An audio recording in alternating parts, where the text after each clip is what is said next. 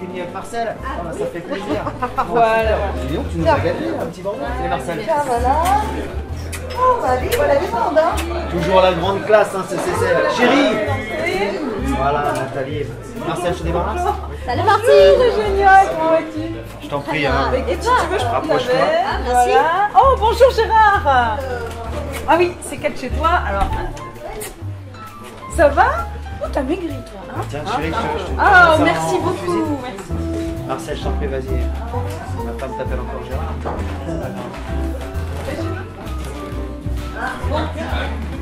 Là, je crois qu'il y a plus de place. C'est bon, tout le monde a trouvé sa place. Tout le monde a quoi Gérard, est-ce que tu veux des pistaches? Ça va aux Seychelles? T'étais super, ouais, des paysages magnifiques. Ah oui, il paraît que l'île était fantastique.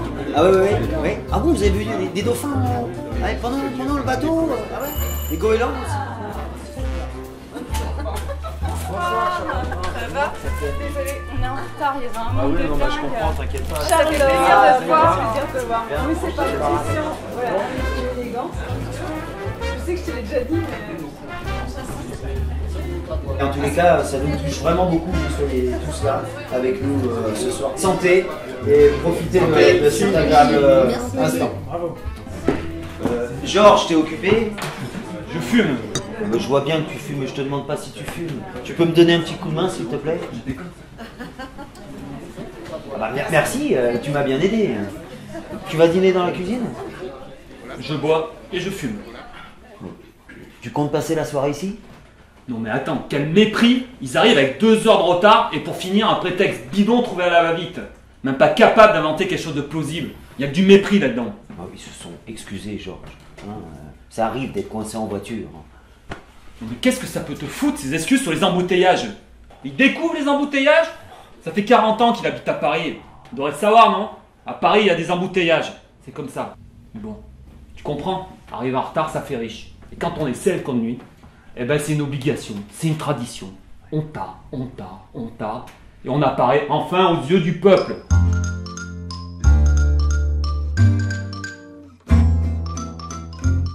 J'adorais raconter des histoires dans ma chambre, j'inventais des personnages et je jouais plusieurs rôles, donc ça a commencé comme ça.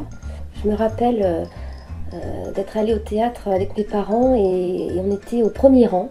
Ça m'a marqué parce que je me sentais dans la pièce, quoi. Et c'est un moment très fort pour moi et j'avais envie, je me sentais sur scène, j'avais envie d'être sur scène. Au départ, je viens du mime et du théâtre gestuel. Donc je travaille beaucoup par rapport au corps. Voilà. La compagnie des petits chantiers a été créée en 98. Nous sommes 2 comédiens. On a créé des spectacles de rue, des spectacles jeunes publics. Et on anime des ateliers. Je monte principalement des textes contemporains que je réadapte et auxquels je laisse une grande part de créativité à l'acteur. Je pense que le théâtre, c'est la meilleure école de communication, dans le sens où, dès le début, c'est apprendre à communiquer avec les autres, apprendre à écouter les autres, à jouer avec les autres. Et ce que j'aime dans le théâtre, c'est que c'est sa forme ludique, voilà, qui permet le lâcher-prise, et puis de prendre confiance en soi et d'être de plus en plus à l'aise. On travaille pour l'instant sur le projet d'un théâtre en appartement. On débarque chez les gens, on installe et on s'approprie les lieux et du coup on investit comme si on était propriétaire des lieux. Et dans le spectacle Cuisine et Dépendance, les hôtes font venir des invités à une soirée et le public est totalement intégré à la pièce. Donc ça laisse une place aussi à l'improvisation. C'est vraiment un moment, à chaque représentation, c'est unique ce qui se passe avec le public. Parce que ça invite aussi le spectateur à faire du théâtre, ou pas, s'il a envie, à jouer avec nous ou pas. Mais c'est déjà l'idée de, on vous propose de faire du théâtre avec nous.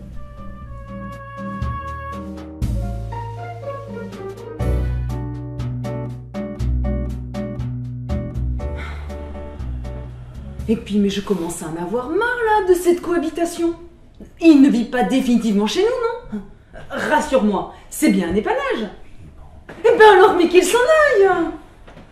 Tu veux que je le jette dehors? Il pourrait avoir le tact de partir de lui-même, non?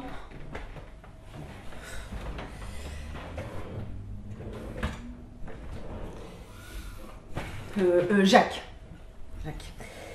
Est-ce qu'on peut se mettre d'accord, une bonne fois pour toutes, hein, que l'ouvre-boîte, il est là. Là. Tu ne le remets jamais à sa place. Il est là. D'accord, c'est là. Je te trouve bien remonté. Mais écoute, mais provisoire. Mais ça veut bien dire ce que ça veut dire. Luc ici à cheval sur les mots. Non, t'es con. Arrête. Ouais. Non, m'attends pas avant. Ouais. Bon, bah, peut-être à tout à l'heure. Ouais, allez, bisous. Oh, t'étais là, t'étais où? Tu m'as fait peur. J'étais dans la cuisine, je respirais un peu d'air frais. Ouais, tout le monde cherche une carafe d'eau là-bas, on est déshydraté. C'était bon, mais très salé. On sent qu'il vient de la mer, hein, ce poisson. Donc ton mari est au courant? Exactement. Vous êtes une sorte de couple libre? Voilà. D'accord. Mais vous habitez ensemble? Exactement. Bon, tu veux savoir autre chose? Oui. Je voudrais savoir si parmi tes connaissances, t'aurais pas des amis qui auraient 2 pièces, très luxueux, très silencieux, à loyer dérisoire. Parce qu'ici, je commence à arriver à saturation. Mais tu vis comment si c'est pas indiscret? Je travaille à mi-temps dans une agence de voyage. Et c'est intéressant? C'est une mine. Ah, vous devez avoir d'énormes réductions sur les vols, c'est déjà ça. J'ai peur de l'avion. C'est dommage, c'est pas de chance.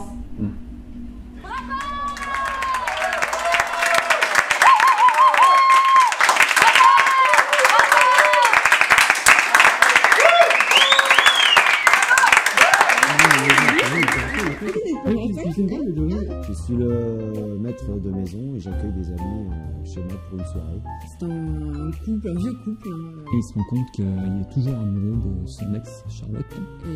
Et donc ça crée des conflits. Et je suis là dans la soirée pour prendre l'argent un peu tout le monde. Secrètement, elle est amoureuse du présentateur, Christian. Georges est quand même assez entier. Et à la fin, tout éclate. C'est super. Ouais, le spectacle d'appartement se joue en appartement. Ce qui rend la chose très exigeante et très excitante. J'avais jamais fait ça au moins. On joue chez les gens. On s'adapte systématiquement à des nouveaux appartements, à l'environnement. Et en même temps d'être en connivence, en proximité avec ces gens-là. Catherine Barbou.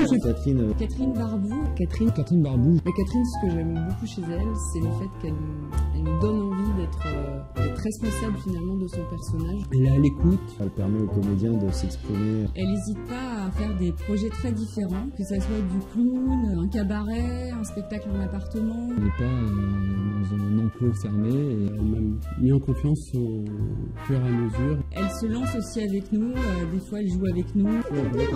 Super. J'embrasse ma grand-mère et ma tante. Et donc avec Cathy, on s'est quand même retrouvé à sortir les poubelles chez les gens à la fin de Cuisine et Dépendance. Voilà. C'est ça aussi Cuisine et Dépendance, c'est jouer chez les gens et sortir les poubelles en partant. Voilà.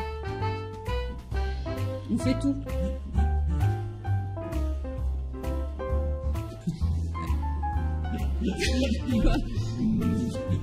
Ce qui me touche dans le théâtre en appartement, c'est la proximité avec le public.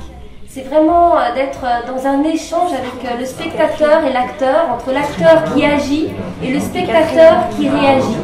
Et c'est ça qui est important, c'est cet échange et ce moment unique, comme par magie, qui va se produire lors d'une représentation. Voilà, c'est pour ça que c'est important pour moi d'être proche du public et de ne pas être dans une distance avec un public qui ne réagit pas. Voilà, c'est vraiment bien. Et ce slide